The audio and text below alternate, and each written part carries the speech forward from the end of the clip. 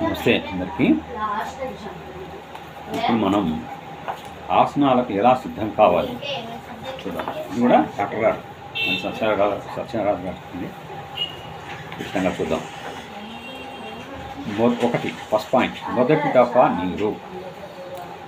నిద్ర లేచిన వెంటనే మూత్రం వస్తే దాని ముందు వదిలివేయాలి. కొంతమంది నిద్ర లేచిన వెంటనే విరేచనం మూత్రంతో పాటు వచ్చేస్తుంది. అలా అయితే మంచిదే. లేకపోతే మూత్రానికి వెళ్ళవలసి వస్తే వచ్చి నీటిని పుక్కిలించి ఊసి నీటిని త్రాగే ప్రయత్నం చేయాలి.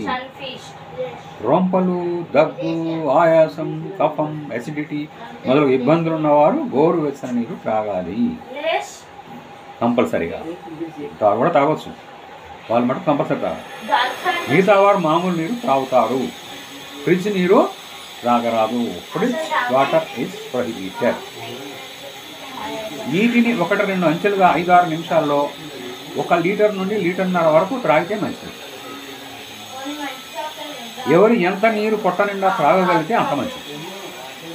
అలా ఎక్కువ నీరు ఒక్కసారి త్రాగడం వలన పొట్టలో ఒత్తిడి అనేది పెరుగుతుంది. ఆ ఒత్తిడి ఎక్కువగా ఉంటే విరేచనం వెంటనే సాఫీగా అవుతుంది.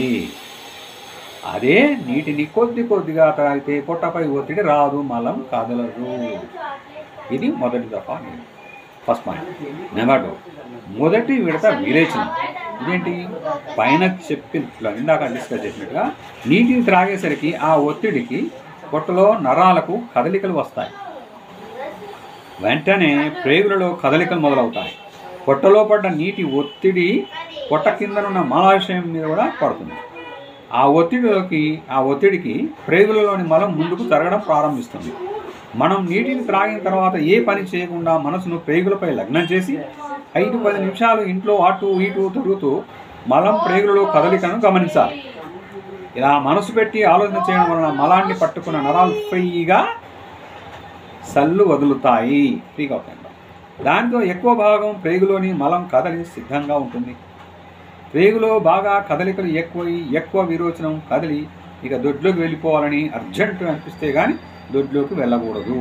అప్పటి వరకు బయటే ఆలోచిస్తూ ఆపుకోవాలి. ఇలా వచ్చిన తర్వాత వెళితే ఏక మొత్తంలో సుఖ విరోచనం కావడానికి 1/2 నిమిషం కూడా పట్టదు. 1/2 నిమిషాలు అవుతుంది.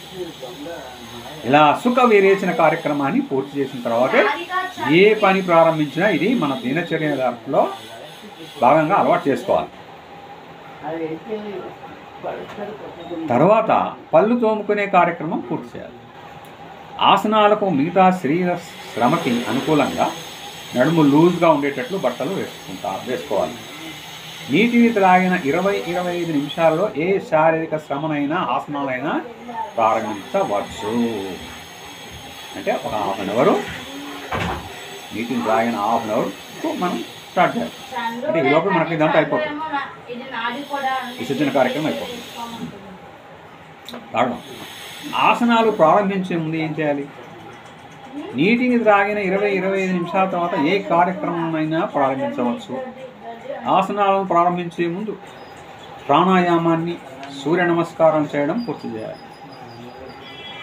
దీనికంటే ముందు ఏం చేయాలి? సూర్య నమస్కారం అనేది కూడా లూజింగ్ ఎక్సర్సైజ్ ఇంకా ఎఫెక్టివ్గా ఉండాలంటే, సూర్య నమస్కారం కూడా బాగా రావాలంటే మిగతా సూర్య నమస్కారం forward bending, backward bending, side bending, pranayama exercises 45 degrees 90 degrees ఇవన్నీ ఉన్నాయి కదా, అవన్నీ కూడా చేసుకుంటే చక్కగా సూర్య నమస్కారాలు కూడా. సూర్య నమస్కారాల తర్వాత మనం ఆసనాలు చేసుకోవచ్చు, ప్రాణాయామం చేసుకోవచ్చు. ఆసనాల కంటే ముందు తప్పనిసరిగా ప్రాణాయామం చేస్తే మంచిది. ప్రాణాయామం ముందు చేస్తే కూడా మంచిది, లేదంటే తర్వాత కూడా చేసుకోవచ్చు. కానీ ఇంకా చేస్తే ఏమిటంటే మనకు శక్తి ఎక్కువ ఉంటుంది, ఎక్కువగా చేయగలం. 25-30 నిమిషాల సమయం దానికి పడుతుంది. ప్రాణాయామం ముందు చేయడం వలన ఆసనాలకు చాలా మంచిది. ఎందుకు? ఎక్కువసేపు ఆసనాల్లో ఉండగలుగుతాం. ఆల్రెడీ ఆక్సిజన్ తీసుకొని ఉంటాం కాబట్టి శక్తి ఎక్కువగా ఉంటుంది. ప్రతి ఒక్కరూ ప్రాణాయామాన్ని ప్రతిరోజు సాధన చేయడం ఎంతైనా మంచిది. నేను ప్రాణాయామం గురించి వివరంగా పుస్తకం ఒకటి రాశాడు సార్. అది దాన్ని పూర్తిగా చదివి ప్రాణాయామాన్ని ముందు ఆచరించడం మంచిది. అలాగే సూర్య నమస్కారాలు చేసే అలవాటు ఉన్నవారు కొన్ని సూర్య నమస్కారాలనైనా చేయాలని ఆసక్తి ఉన్నవారు వాటిని కూడా చేయవచ్చు. అలాంటప్పుడు కాలకృత్యాలను పూర్తి చేసిన వెంటనే ముందు సూర్య నమస్కారం చేయడం పూర్తి చేయాలి. ఎందుకు? లూజనింగ్ కావాలి బాడీ. సూర్య నమస్కారాలు అంటే అందులో అన్ని ఫ్రీ ఆసనాలు కవర్ అవుతాయి, కానీ దాన్ని స్పీడ్గా చేస్తాం కాబట్టి అదొక లూజనింగ్ ఎక్సర్సైజ్ లాగా అవుతుంది.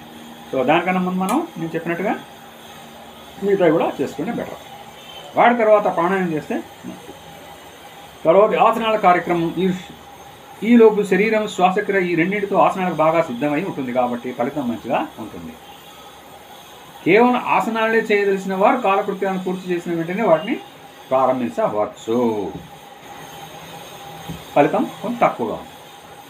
అదే లూజనింగ్ ఎక్సర్సైజ్, సూర్య నమస్కారం చేస్తే ఇంకా ఎక్కువ పడుతుంది. ప్రాణాయామము, ఆసనాలు అనేవి విడదీయరాని సంబంధం కలిగి ఉన్నవి. అవి రెండు భార్యాభర్తలు లాంటివి. అందుచేత ఏది లేకపోయినా ఫలితం పూర్తిగా రాదు. కాబట్టి ప్రతి ఒక్కరూ ప్రాణాయామాన్ని ముందు 25 నిమిషాలు పాటు చేసి తర్వాత ఆసనాలను చేయండి. సంపూర్ణమైన లాభం శరీరానికి వస్తుంది. ఆ రెండింటికి కలయిక శరీరానికి అన్ని రకాల లాభాలను కలిగిస్తుంది. సాధకులు తప్పనిసరిగా ఈ రహస్యాన్ని గుర్తించి ఆచరించాలి. Next 4th point. కావలసినవి ఏంటి? మనకు చేతిగుడ్డ దగ్గర ఉంచుకోవాలి. ఆసనాలు చేసేటప్పుడు ఏమైనా రొంపలు కదిలినా, చెమటలు పట్టినా తుడుచుకోవడానికి అవసరం అవుతుంది. చెమటలు పట్టకూడదు, చెమటలు పట్టేట్టు చేయకూడదు. బట్ ఏంటంటే పక్కకుండా ఉంచుకుంటే ఏదైనా జలుబు అంతా ఉన్నవాళ్ళు కలిపి వస్తుంటాయి కదా, తుడుచుకోవడానికి రొంప కానీ ఇవి ఉండాలి. తుమ్ములు వచ్చినప్పుడు పక్క కొట్టుకుంటే ఈజీగా బాగుంటుంది. ఇంకా మెత్తటి ఆసనాల కార్పెట్ ఉంటే మంచిది. మనం చేసేటువంటిది కార్పెట్ మెత్తగా ఉండాలి. లేదా 1-2 మెత్తటి దుప్పట్లను పొడవుగా మడిచి మన పూర్తి పొడవుకు సరిపోయే విధంగా వేసుకోవాలి. అంటే నేల కింద తాకకుండా ఉండేటట్టుగా మన బాడీ మొత్తం ఆ కార్పెట్లో ఉండేట్టు చూసుకోవాలి. కింద వేసుకొని మెత్తగా ఉంటే ఆసనంలో సుఖంగా ఎక్కువసేపు ఉండగలుగుతాము. స్పాంజీలు లాంటివి పనికిరావు. స్పాంజెస్ వద్దు, వాటి మీద స్థిరంగా కూర్చోవడానికి రాదు. బొంతలు లాంటివి మంచిది. పలుచడి దుప్పటిపై చేయడం వలన ఆసనంలో ఎక్కువసేపు ఉండలేము. నొప్పులు త్వరగా వస్తాయి. వీలున్నంత వరకు మెత్తగా ఉండేటట్టు చూసుకోవాలి. ఓకే, అది 4th point. Next 5th point ఏంటి? ఆసనాలు వేసిన తర్వాత ఏం చేయాలి మరి? ఆసనాలు వేయడం పూర్తి అయిన 5-10 నిమిషాల తర్వాత మరలా నీటిని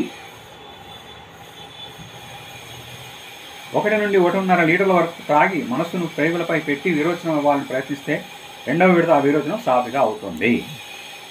5-10 నిమిషాలు అన్నారు, కానీ ఒక 15 నిమిషాలు మినిమం ఉంటే తర్వాత వాటర్ తీసుకుంటే ఇంకా మనకి ఎక్కువ ఫలితం ఉంటుంది. ఆసనాలు చేయడం వలన ప్రేగుల్లో మలం బాగా కదిలి రెండవ విడత విరోచనం బాగా సాఫీగా అవుతుంది. తర్వాత చన్నీళ్ళతో తలస్నానం చేస్తే మంచిది. అంటే వేడి నీళ్ళు చేస్తే ఎఫెక్ట్ తక్కువ ఉంది. మనకు వీలైనంత వరకు చన్నీళ్ళే చేయండి. కానీ బాగా ఏజ్లో ఉన్నవాళ్ళు గోరచ్చని తయారీకి ప్రయత్నం చాలా చన్నీళ్ళు చేస్తేనే ఎక్కువ మనకు ఫలితాలు. ప్రాణాయామము, ఆసనాలలో వేడి పుట్టి శరీరము, తల బాగా వేడికి ఉంటాయి కాబట్టి చల్లనీటితో స్నానం చేస్తే తల చల్లబడడానికి, రక్త ప్రసరణ బాగా జరగడానికి ఎంతగానో సహకరిస్తుంది. This is the reason. ఎందుకు చల్లటి నీళ్ళు తాగా? ఇలాంటి చల్లనీటితో ఏం చేయాలంటే ఇదే అన్నమాట కారణం. చల్లటి నీటితో తల స్నానం చేస్తే తల చల్లబడడానికి, రక్త ప్రసరణ బాగా జరగడానికి ఎంతగానో సహకరిస్తుంది. స్నానం పూర్తి అయ్యాక అక్కడి నుండి ప్రకృతి సిద్ధమైన ఆహారం స్వీకరించడం ప్రారంభిస్తే మంచిది. స్నానం పూర్తయ్యాక అంటే ఏంటి? ఆసనాలు చేసిన ఒక ½ అన్ అవర్ తర్వాత, మినిమం ½ అన్ అవర్ ఉండాలి.